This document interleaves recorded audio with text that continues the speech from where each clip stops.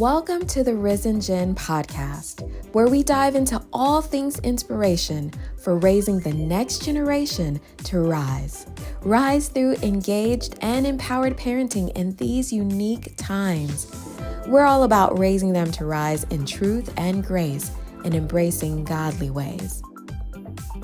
Joining us today are very special guests, Isaac and Jackie McJimpsey, marriage and family coach extraordinaires. Both have a heart for coaching people towards thriving marriages and strong families, having evolved in their own and raised 13 children themselves. They believe that similar to our need for oil change tuneups or other forms of maintenance, the same is true for our relationships. Isaac and Jackie are also one of our esteemed panelists for the upcoming Empowered Parents Gathering here on September 3rd in the Upstate. They have a lot to share about building strong families from the top down, from the parents down to their impressionable children. So let's dive into this episode. Welcome, Jackie and Isaac. Let's pick up from where we left off, shall we? I'm so excited for the work you're doing with RiZN Generation and having this parent gathering. It's phenomenal to be a part of it because God sparked something in you, not just for you, but so that you can be used to help other parents. We have to band together. I mean, parenting is tough. It's not easy. But when you get around other parents and you start praying together and start sharing and start encouraging one another, it seems doable. It seems possible. And so I'm just encouraged that God gave you a vision to have this gathering. Because we need to gather together because guess what?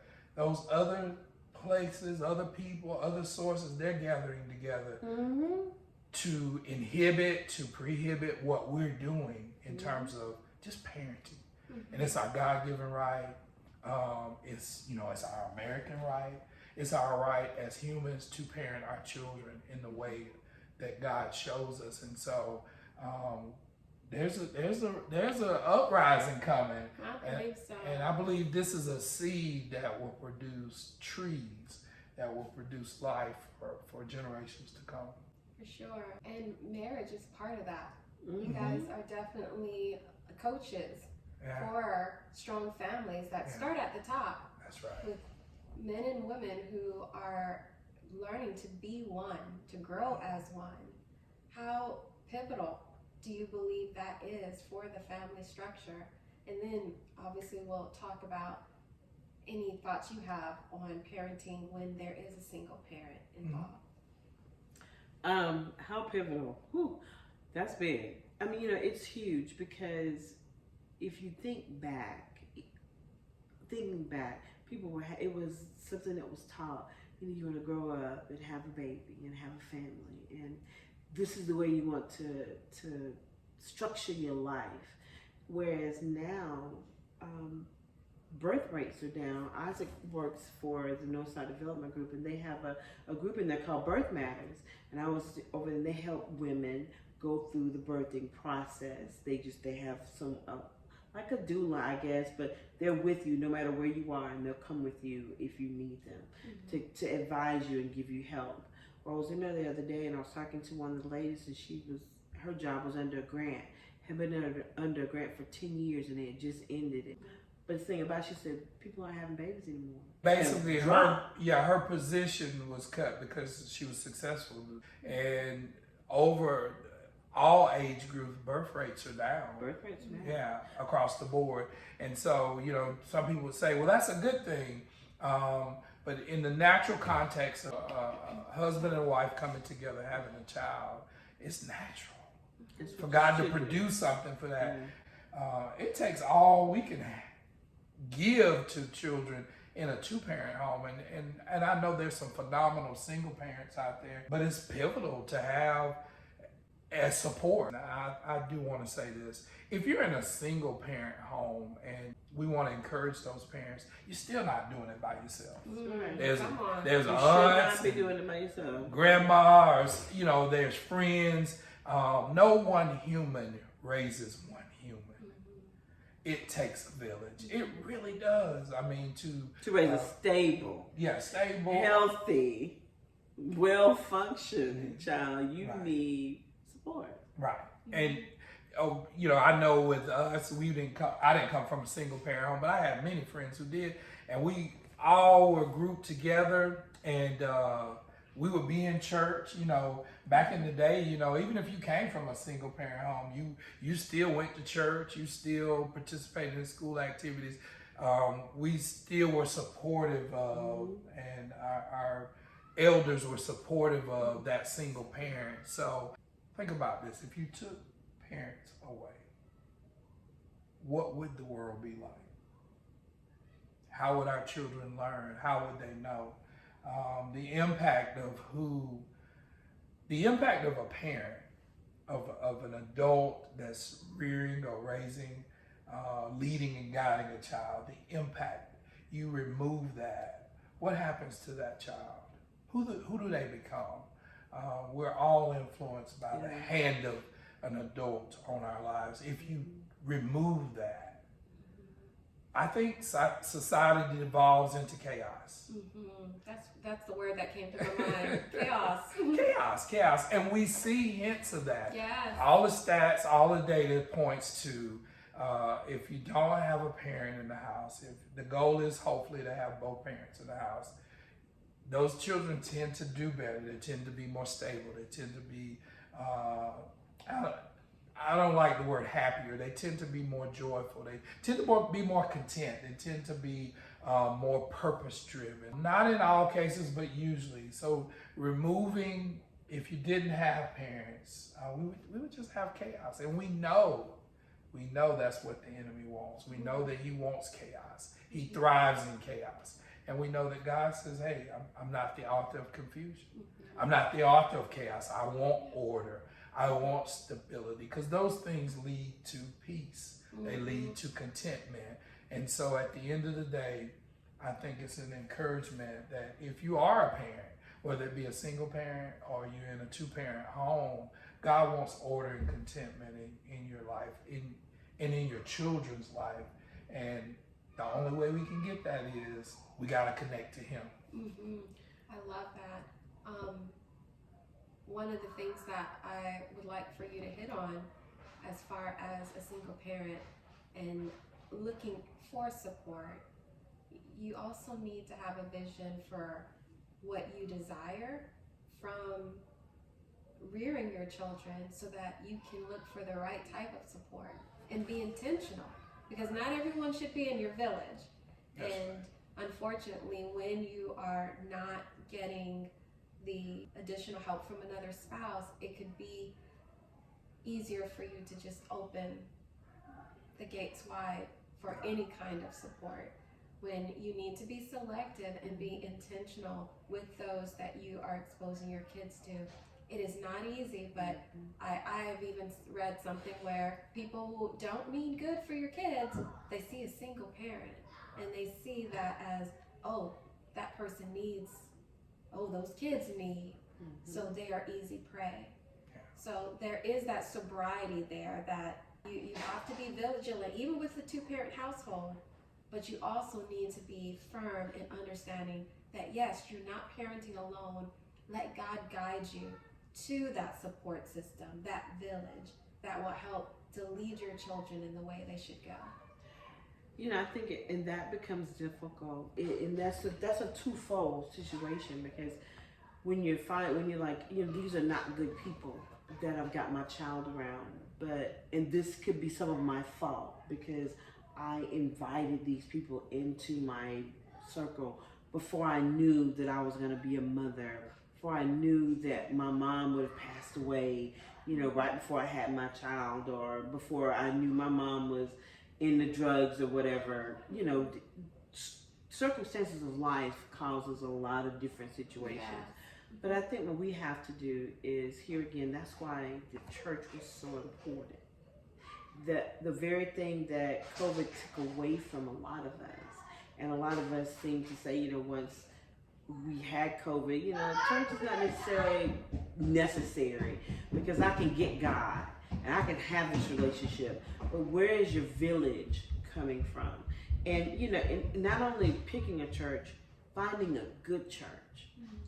who taught them how to find a good church? What are the guidelines for it? You know, I went into this situation thinking that this was going to be a great thing, and everybody was nice, and everybody was kind, and everybody was great, but somebody hurt my child. So then you have all this hurt. Someone hurt you in that similar situation, so you shied away from it. So what you have now are people who are literally Trying to raise their children on their own. Yeah. It makes it difficult for you to find that next level. So what do? How do you fix this? What give me some ideas on how I can help this. Sit down and have conversations with people. Don't just meet somebody. Don't just look at their Facebook page and think, oh, this person's good. They do cleanups. Oh, this person is good. They volunteer at the school. You need to have that second layer conversation with these people. Do community with them. Have them into your home. You know, how do they interact with their children? How do my children interact with their children? You got to be astute with these relationships that we're building, because we're not having family. The traditional family now is kind of out the window. You know, the mama's here, daddy helped mama have me, and then he's gone. You know, so how do we find this family? There are people out here, and it takes vulnerability sometimes to say, you know what, let me pray about this relationship that I've got with this person, so that you know who you're leaving your children with. You're not just dropping your child off at some random person's house that you don't know. You don't know what's going to happen. I mean, and is that difficult when you're single? Yeah, it's going to be a little bit more difficult, but it's so necessary for the protection of your children. But it also shows your children that there are people they can trust. Because if we, as parents, oh, I don't trust nobody, I don't leave my child with nobody, this is never going to work for me. If that is the way that you are, then this is the way this child is going to be, and the child's going to grow up. Oh, God is so amazing, because he sets an order in it, and when he sets an order of things, it works. And so number one, we were built to be in community. He says it's not even good for man to be alone. I see Adam. He's in the garden. He's by himself. That's not going to be good. Long term, that's not going to be good. So let me bring him somebody. And he brought him somebody for community. And then they started to build a community. And so community is important. None of us can be isolated. We can do it, but we won't be successful on our own. So family community is important. Church community is important. School community is important. And so how we interact and engage in those communities will have an effect on our children. And so we can say those communities aren't important, but if you remove one, if you remove your family, you know, we've lived in this area for, 30 years. And one of the big reasons why is because we have a great family community. Jackie comes from a big family. I come from a big family. And those people in that community have been supportive. I mean, even if we weren't together, our families would have been supportive of our children, would have been supportive of the things they were doing, because they were part of the community. The schools that our children have been able to be a part of, very good communities. And then of course our church families, they have been supportive, not only of Jackie and I, but of our children, because they were part of their community. So I think we got to re-look at the importance of community, because it has as much effect or influence on who our children become, more so than DNA. You know, our children, they have a certain set of makeup, but those are just predictors of what they could become. The environment that they're set in, the home, the school, the church, the people, the village has as much or more impact on who they become. And of course, God has set it up in a way, and he says community is important. And I think this community that you're building is going to have an effect on communities, which will in fact have impact on the children in those communities. Because we can't just throw away the community. God has designed it so so that you're part of a community. So I would say to that single parent, as you're evaluating your community, of write down who are your supporters, who are the people in your family, who are the people in your village, who are the people at the schools. Man, there's so many great people in the school system. We've met so many great champions for children in the school system. Who are the people in your recreational leagues, or who are the people in your church who are advocates for community, who are advocates for children? And so I would say to that single parent, just do an evaluation of what is my communities? What are my village? What is the makeup of it? And if you write down and you find out that, hey, I have a very limited community, then hey, that may be a time to say, let me expand my community, and what am I looking for in that community? Because there's good communities and there's communities that have challenges. But if you think about it, Marissa, the community you came from, the community we came from, it's had a hand on making us who we are, and not all of it was bad. A lot of it is it's made us who we are. Thank God we come from a community, And I think that's what's been under attack, is if I could dismantle these communities, we'll go back to chaos, because God wants us in community. It's how we interact, it's how we flourish, it's how we learn. It's how we learn what's right and we learn what's not right, is in the spirit of being a part of a community. That's great. No man is an island unto himself. No parent is an island unto her or himself. But that's not what we've been taught. That's not how. Right now we're being taught. Hey, go home, close your door, don't worry about your neighbors, don't look at nobody, don't say anything. And this is a horrible example, but we had a car. Our air conditioner was a belt or something, so it made this loud horn noise when we drove. Of course, we got it fixed, but it shocked me that we would be riding down the road and no one is looking. Did you hear that sound? They don't turn their head. They don't pay attention. I said, this is really sad to me, because at least they need to get that car fixed. You're looking, in my mind, that's what I feel. But to drive down the road and to know that my car is making the sound and that nobody looks, didn't even turn around. But I literally would drive that car so that I would see who's looking. Because what if that was a child screaming? You don't know what that is. What if there was someone standing over here? Would you still not be paying attention? And there's his phone. We're walking down the street. I knew that's where you're going. Being aware I'll be aware of our surroundings. Because there's a car here. It's making this loud noise that you didn't even look to see, And I'm thinking, what if this was a child, asking for help in the backseat of a car? You didn't even see it. You didn't even look. Whereas you could have been helpful in that moment. We've been taught, don't pay any attention. Don't look at it. Keep your eyes on the prize. Keep moving forward. Only thinking about what you got going on. And that is very, very much, I think, hurt and hampered us as a community.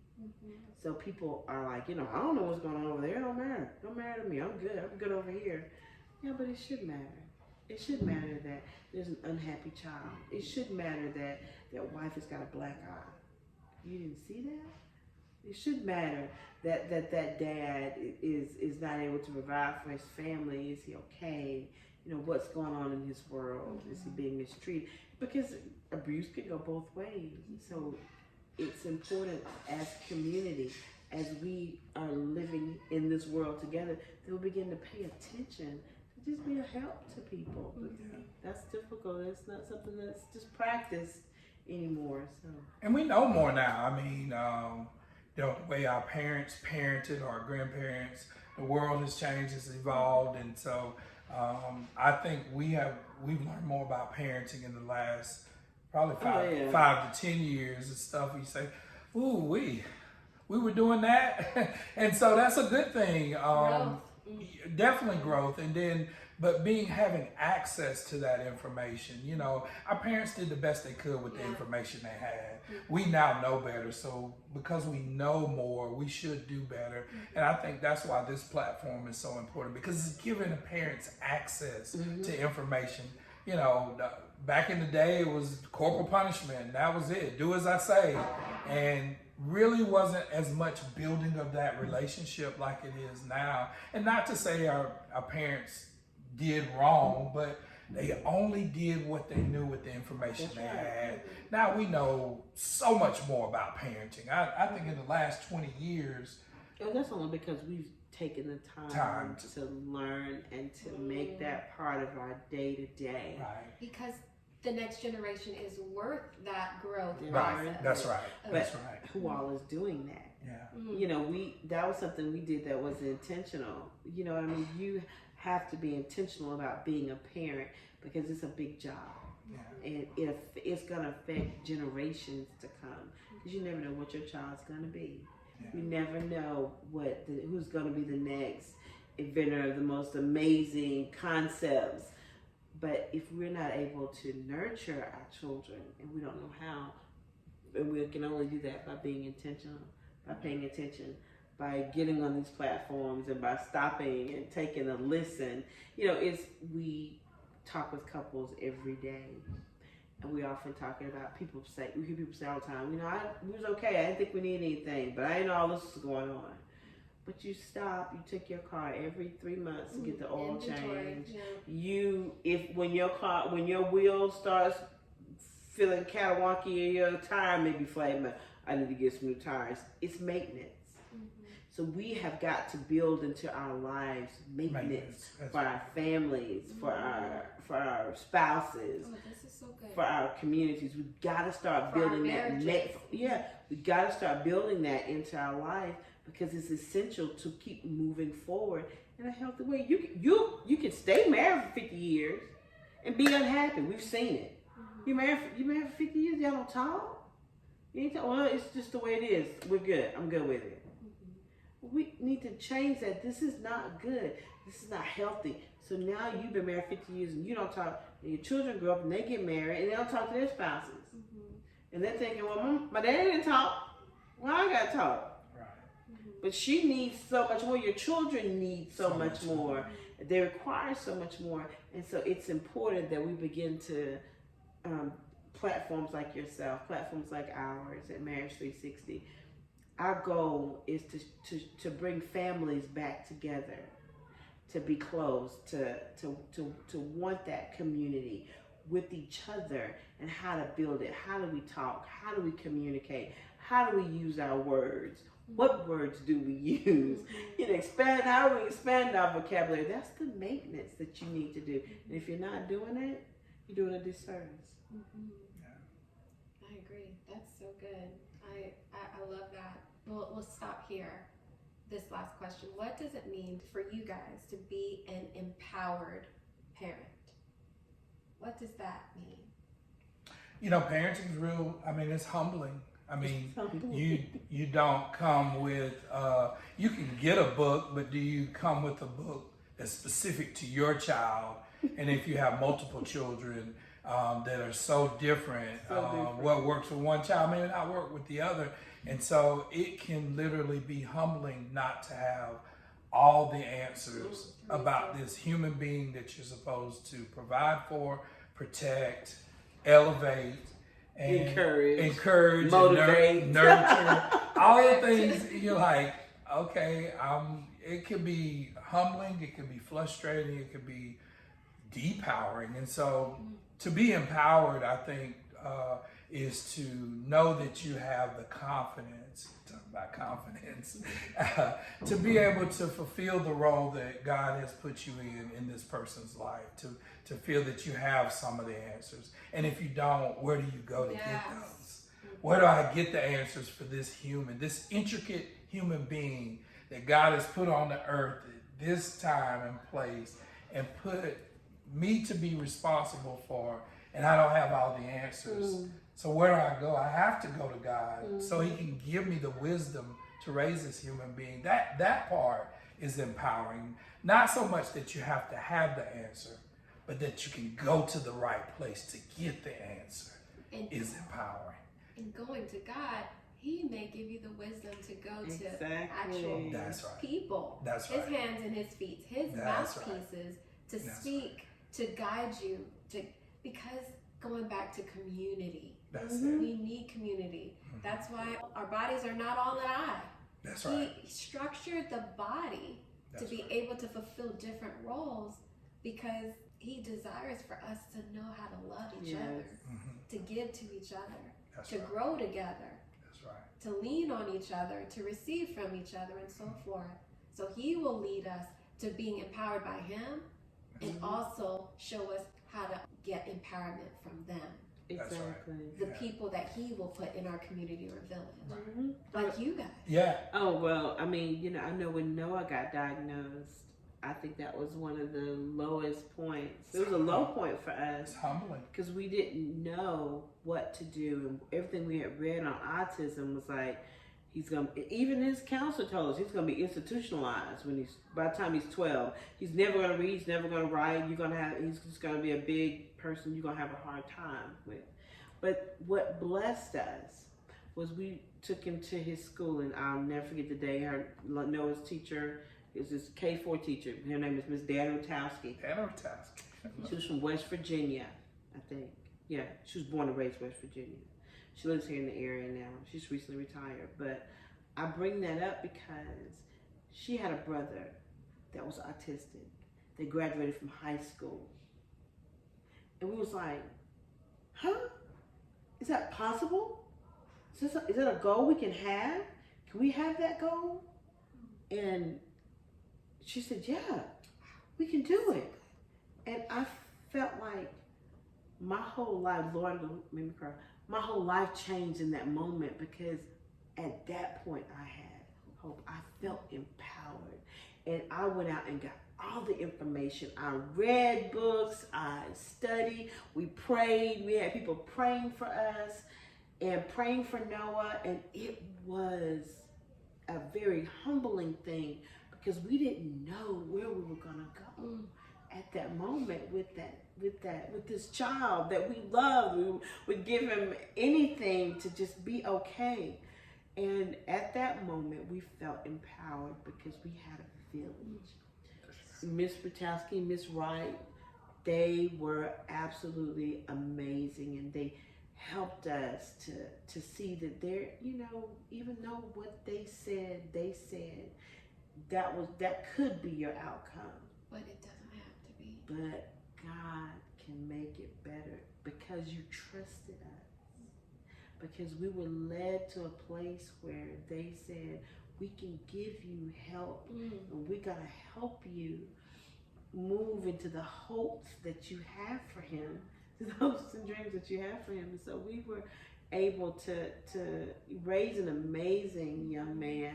Honor society. Yeah. He didn't know nothing about that, and that's the thing. It was expectations that we had placed upon a child before he ever was birthed. We had these expectations for him that were crushed. But then the hope was given back. And all I knew was that whatever we needed to do to get him to the place he needed to be, we needed to do. And it took a lot. And it was a lot of, you mentioned Dana. And I mean, every step of the way, we took a step and God would send somebody. And then we take another step, and then, Mr. Butler, and with his nutrition. Yeah. He helped us out with nutrition. Wow. He was going to a chiropractor. We just did a lot of different things. But what did it take for Noah to, thank God, graduate from SMC in the Honor Society? What did it take? It took a lot of people. Took a big village. And it took vulnerability for us to share his story. That's right. To not say, he's not perfect, but he's not. And I said it about all our kids. Yes. They're not perfect, but they're ours. And when we know better, we can do better. So how do you know better? You get involved. You go to conferences. You meet people. You pray you find a Marissa that can push you or that can give you information. Sharperson I was looking at, that can give you the tips and some of the tools that you need. Even us, Isaac and I, we've dedicated our lives to helping children. It wasn't about the money. It couldn't have been children, right? it couldn't have been about money. Right. We had this conversation. Do we want to go and make $300,000 a year? Do we want to do what we need to do to help our children and get where they need to get? Do we want to help other people? And we decided, I'll never forget that day. We decided we wanted to help people. Yeah, to be that caveat. I mean, parenting is sacrifice. I mean, we all make some type of sacrifice. It's definitely a sacrifice, I was looking at something on the internet where, if we would just work all the time, I mean, of course you can't work all the time because then you're not there with your children. And then, of course, you can't just be with your children. You got to make sure you provide a living for them. So it's sacrifices, it's balancing it all out. And, we just, with the help of God, we were able to do that and make those sacrifices. And there's somewhere internally, and I think it's from God, we probably could have did more. And the only reason I say that, Marissa, is in the upstate of South Carolina right now, there's 4,500 children that their whole community failed them, that their family is not capable of taking care of them, their grandparents, their extended family, aunts and uncles that are in foster care right now. They don't have a family that's capable of being their community. And so we became passionate about adoption and about fostering because God he put that burning inside of us, because to imagine being a child where your whole family, nobody can help you. And I know that breaks the heart of God. So, invariably in a lot of those situations, those children grow up and they struggle through life. It's tough because you get your foundation from your family, and a lot of that's from your parents. And so, how important is parenting? How important is what we do? It's eternal. It's eternal. We know it's eternal because it's a God idea. That's right. God started this thing. Humanity, creation. Part of creation was God created us, that we would build his kingdom. And so what we do as parents is eternal. It's from God. And so it's about legacy, moving generations and generations. Yeah. And it points back to him, that he is who he is. It's evidence. We're the evidence that he is who he is. And so when you start to look at it in that context, you look at parenting as that God would entrust us to do this is amazing. But not to do it by ourselves is the key, is that we get an opportunity to trust him and do it with his provision and leadership and guidance is the most amazing thing. I do want to throw this nugget in. If nothing else we've ever taught our children, if nothing else, that I think all of them got, every last one of them, all 13, and also extended friends and stuff. Yeah. We taught them how and who they were praying to. All of our children, on if you ask them if they needed to, they can pray. And they know that they're praying to God Almighty. They know that their power of the prayer is in Jesus' name. Even our youngest, even the smallest one, he knows how to pray. Did I inspire that idea? No. My parents taught me how to pray. Their parents taught them how to pray and who they were praying to. And so it transcends all cultures. And I think for us as being parents, I think that's the one gift. And knowing how to get to God, knowing that God is waiting on them. I think that beyond that, that's beyond financial literacy, beyond, choosing a spouse and all those things, the ability and the capacity to know how to get to God. If we can teach our children that, I'm concerned about other things, But I am relieved in knowing we did do that. Because he is, I'll use the word, our source. And when we are out of the picture, they need to know who will always be the one that they can call to, reach out to, get the help and the support, the direction, the redirection. Friends, we're nearing the end of this part 2 episode with Isaac and Jackie McJimpsey of Marriage 360. But Isaac wanted to end with something special, something vulnerable. I'd like you to listen in, lean in, and take it to heart. That's right. Because of childhood trauma, because of just not being perfect, we were all made in sin. I went back and asked them, would they forgive me for mistakes I made? Because we make mistakes as a parent. And I did that not to absolve myself of my parenting, but to renew the relationship with all my children. And not that we were in a bad place, but I wanted to make sure that the doors were open. So that if they went through something, that we were in a good place. Because you go through trials. You go through ups and downs with your children. And the older they get, the tougher it gets. But to know that I was forgiven by them and that I forgave them of stuff, even where I didn't even think there were issues, I felt that was important. And hopefully we were teaching them something that, hey, anytime you get to a rough place in a relationship, whether it be with a spouse, a companion, with your siblings, with even your parents, that you can go and ask for forgiveness and you can start new. I just felt that was important. So I went to them all, not in a group text. I went to them all individually, and I just thought that was important. And, it's been a blessing. It's been a blessing for me to start new. Our oldest child is 33. Our youngest child is he's 7. And I just thought, hey, I'm not perfect, but I do love you.